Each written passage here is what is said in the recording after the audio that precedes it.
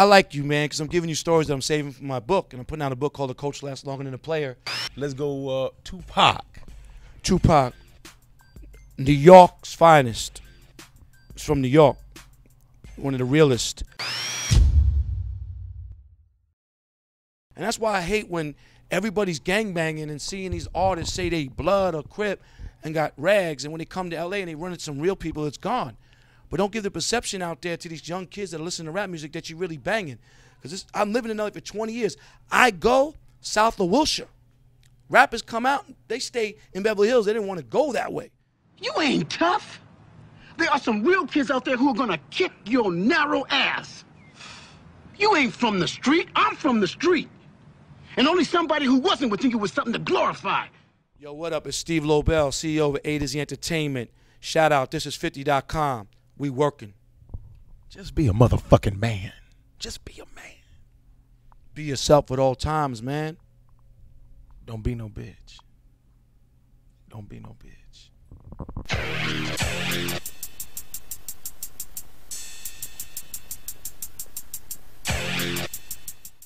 The Tunnel. Remember the club, The Tunnel? Yes. Okay, yes. The Tunnel.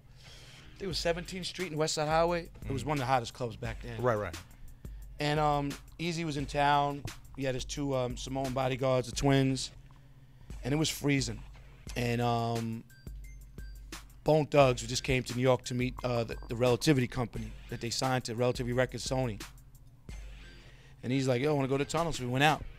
And we ran into Ice Cube and LL Cool J, and that's when that beef was going on. Oh, shit. So I'm like, E, we in New York, man. Like, what are we gonna do? Like, you know, I didn't really know Cube. L, I knew. He's from Queens. And he was like, it is what it is. And they talked. And then we hung out. We had a good time. Not all the Bone members came. Some came. Got a little tipsy. Had a blast. Next thing you know, Eazy's like, I'm gonna walk to the hotel.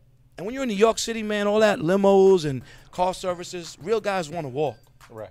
And you know, that's what Pac used to do, and the Outlaws did, and Bone Thugs do, and Eazy like, I'm gonna walk. And he walked back to the hotel. I never seen him again. You know, he got pneumonia. He passed away. Wow. Like, what is some like advice that you got from Eazy? Something like, what was it? Advice was, he was a businessman. He was the glue to a lot of that stuff. He was the money guy. You know, and look at Ruthless catalog right now, Ruthless Records. You know, his wife owns NWA, the Eazy E stuff, like, because he was a businessman. He had NWA, all that stuff. So he was a real guy. He was a businessman. He just said, just stay focused. And I was young. I was like, man, it's over a decade ago. So is it going to be an Eazy E movie, man? You know about that? I hear rumors of an NWA movie. Yeah. And who would you say is the best person to play? I mean, to be honest with you, we sent Mann, my artist Mann. What? They had that big record with 50 buzzing. Yeah, I can see that. Yo, 50, I love you for that. And we had fun at the video. We sent Mann because Mann's like a mentor on the West Coast was Eazy, and then we put a hat on him, and he looked like Eazy in his body style. You know, so I don't know yet. You know, I mean, they're talking to people now.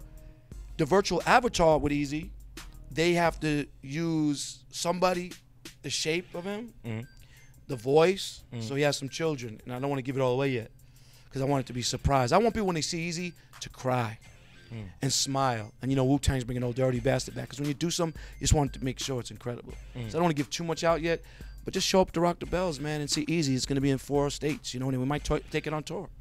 Yo, I did an interview with Frank Alexander, which was Tupac's bodyguard. Right? Yeah, I saw that. Yeah, and he was saying that he didn't think that Tupac would agree with that whole hologram thing. Nah, Suge wouldn't, Outlaws wouldn't, and Pac wouldn't.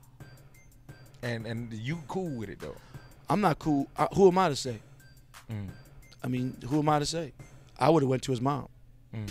But teach his own, you know. And then so his mom didn't even have a say so. I don't think so. I think, you know, the people who did it, and you know, it is what it is. You know, at least they did it. Now it gave other people ideas to do it. You know what I mean? So someone was innovative. The feelings and emotions, everybody's gonna have an opinion. You can't get mad at people. You know what I mean?